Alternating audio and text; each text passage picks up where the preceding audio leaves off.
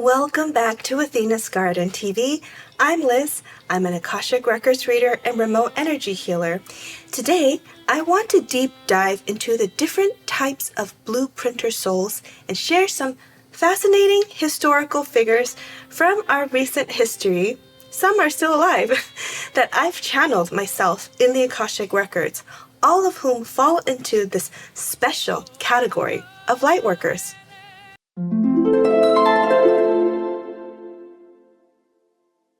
If you've had a chance to check out my bio on my website, you've probably noticed some job titles I don't often mention in my videos, like grid worker and blueprint designer.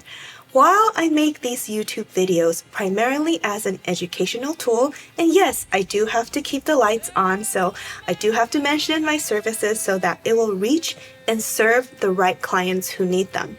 There are times when these other dimensional responsibilities that I have need to take the driver's seat, and that was the case when I had to take time off from uploading videos this past month. Here's the thing about being a blueprinter soul. Our roles that are in the non-physical form often conflict with or become limited by our physical form. What I mean by that is my capabilities are tied to my physical energy, which means taking care of our 3D body, our vessel, as well as our home and work environment. It is just as crucial in order to continue on the Lightworker path. And I'm not sharing this to sound like, oh, I'm so special. I'm sharing this because it's the reality of the blueprinter soul path. And I hope that makes sense, especially to those of you who might be experiencing something similar as blueprinter souls. I first learned about blueprinter souls through my mentor, Natasha of Cosmic Empress. And I also discovered this incredible blog by Susie of Akashic Readings and Healing, which I'll link below. Citing and crediting our community is essential as we want to operate with complete integrity. Through my own work in the Akashic Records, I've organized blueprinters into 5 distinct categories. Now, while this might appear to be a top-down hierarchy of blueprinter souls, the truth is what I channeled myself is that we work in a circle. Blueprinters collaborate with each other, give each other feedback, and the importance of our roles kind of rotate depending on the stage of creation or revision. That being said, here are the 5 types of blueprinter souls. Number 1, blueprint originators or generators. These souls create the original blueprints of everything. And this is indeed the smallest group of blueprinters. They're the ones who bring original ideas directly from source. So think of them as the architects who envision what a planet, a star system, or any kind of blueprint should look like, and they generate the initial concept to be created. Blueprint originators excel at inventing something completely new. They're not afraid of starting from scratch. Unsurprisingly, they're pioneers who think in terms of entirely new systems. Once they've created these foundational blueprints, they hand them over to the blueprint designers. Number 2, blueprint designers. That's me. We are the artists, designers, writers, and sculptors. We design and fine-tune all the details of what these blueprints should look like, using the principles of art and design, like movement, rhythm, balance, contrast, unity, pattern, and variety. We figure out how to create harmony and beauty in form, including elegant energy signatures. We also design the system that contains these blueprints. If you're also a blueprint designer, you've probably experienced this. You come across something and you think, did I write this? Did I design this? It feels eerily familiar, like deja vu. The downside? When I'm here checking up on our designs while having a human experience, sometimes I think, what is this terrible design? Who designed this? And then I'll hear like, yeah, we did, remember? I can't even blame anyone for this terrible design. However, if I do feel that way, it's probably time to revise the design. Many blueprint designers work in creative industries, We like thinking outside the box. We tend to be more individualistic in our thought patterns, and we're often outliers. In 3D reality and our 3D jobs, we often do code light codes into our designs, whether through art, music, or videos or reels or writing. You won't be surprised to learn that Leonardo Da Vinci, Carl Jung, J.R.R. Tolkien, Euclid, Rudolf Steiner, Aristotle, and Plato are all blueprint designers. If you got here and if you're wondering what I specifically design, well, that is a secret. But let's just say that one of my jobs is to check on certain designs, stress test them when applicable, and then send feedback to other blueprinters who are requesting this information from me, as well as other blueprint designers here right now. And this is also true for other blueprinter souls in other categories that are incarnated here. They often have to provide feedback or maybe even fix things on the fly. Next, we have number 3, the blueprint engineers or technicians. These souls receive the design from the blueprint designers and transform them into form, bringing this vision into reality. Blueprint engineers excel at implementing systems and constantly improving them, always tinkering them for maximum efficiency. They work like the mechanics rooted in the laws of physics, societal structures, organizational systems, and energetic pathways. You'll find them gravitating towards tech and various types of engineering, construction, or any job involving building and logistics implementation. Think Nikola Tesla, Thomas Edison, Steve Jobs, Marie Curie, and perhaps controversially Oppenheimer. Though you could argue that the atomic bomb represents a world-altering blueprint that forced us to rethink technology's role in war and peace. Number 4. We have blueprint deliverers. I think this is the most self-explanatory one. These are the souls spreading the latest messages, downloading them, broadcasting the newest high-dimensional templates and energy updates. So think of the podcasters, the media people. They code light codes into their broadcasting and their words. They can code things like unconditional love, compassion, and consistently bringing down the latest updates and messages to help other light workers as well as other people who are in their spiritual journey. You can probably already have some blueprint deliverers in mind. Jesus of Nazareth, all the Marys in the Christian story, they're bringing down Christ consciousness. So Buddha, or Siddhartha Gautama, and Martin Luther King Jr.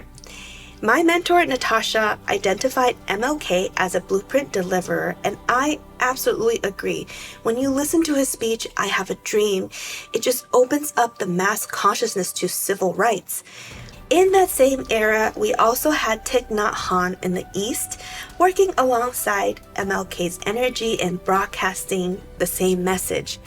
In fact, I say most ascended masters and bodhisattvas, named and unnamed, are blueprint deliverers, bringing down the light codes and higher dimensional blueprints that help raise our consciousness from 3D to 5D and above. Number 5, last but not least, we have the blueprint changers. This group of blueprinters chooses to work with difficult people and challenging situations for the purpose of transforming and transmuting darker forces to dismantle unjust systemic patterns from within. They're fueled by the need to help transmute this darkness and heal people in the most challenging circumstances, which means they often put themselves in dangerous situations. Think about the journalists covering war zones, nurses in difficult postings, or aid workers in crisis areas. Even the hardworking journalists not in war zones, but the fact that they're reporting on people of power and they get bullied and attacked. This feels most similar to genuine martyrdom, which involves self-sacrifice for a cause or principle, which potentially involves death or significant personal loss. They volunteer for these challenging experiences, not only for personal growth of their soul contract, but also to be the light in dark situation, helping those doing harm realize their faulty logic and action, and thus becoming a catalyst for change. Princess Diana comes to mind, working in the belly of the beasts, but also consider figures like Harriet Tubman, Nelson Mandela, Galileo, and all the brave men and women who stood up against Nazis and helped Jews escape the Holocaust. I also have examples who are still here with us today. Malala Yousafzai, I'm sorry, I probably totally butchered her name, but you know who I'm talking about, and Bernie Sanders. As you can see, these are individuals who really speak up or have taken action against the mainstream narrative for higher dimensional templates. Here's where it gets really interesting. It's usually a group of blueprinters working together to birth and create major shifts. Take the US Constitution and the birth of modern democracy as an example. The Constitution is a high vibrational document. Let's just set aside the slavery causes for a moment, as it was written before the Civil War. But keep in mind that the US Constitution in itself already left room for how amendments would be made to modify and adjust as time changes. For example, the Bill of Rights represented a completely new template of what it means to be human and have basic rights and protection. To continue this example, the blueprint originators created the original template for democracy, something reinvented and apart from the dominant feudal social structure. The blueprint designers then wrote and structured it to determine how the democracy should look and feel. The blueprint engineers and technicians, they start by creating the governmental structure, the laws, and figuring out how all the pieces would work together and get implemented logistically. The blueprint deliverers then brought down this blueprint, which includes these Enlightenment ideas that were in Europe, and then getting them delivered to the founding fathers, who then bravely drafted the documents and decided to become blueprint changers. They are the ones who committed to acts of treason to bring this blueprint into reality in 1775.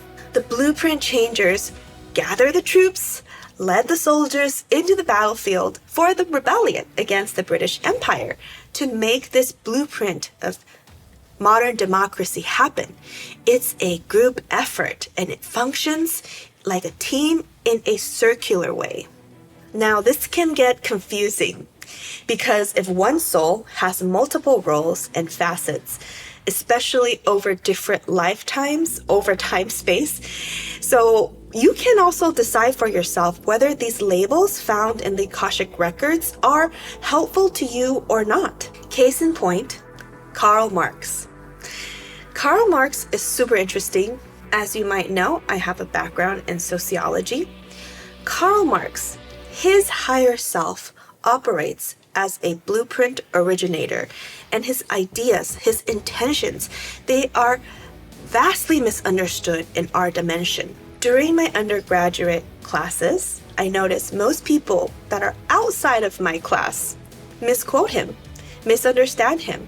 And when I enter the real world, having voting rights, having discussions with other people, it's so clear to me that people don't understand the blueprint that Marx was trying to channel and bring forth to our third dimensional world. Much later, after I graduated, within the last 5-10 years, through deep spiritual and esoteric studying, I realized he's most likely Syrian from Sirius, Starseed. And it's most appropriate to understand that his higher self, as a blueprint originator of this 5-dimension and above Syrian society blueprint.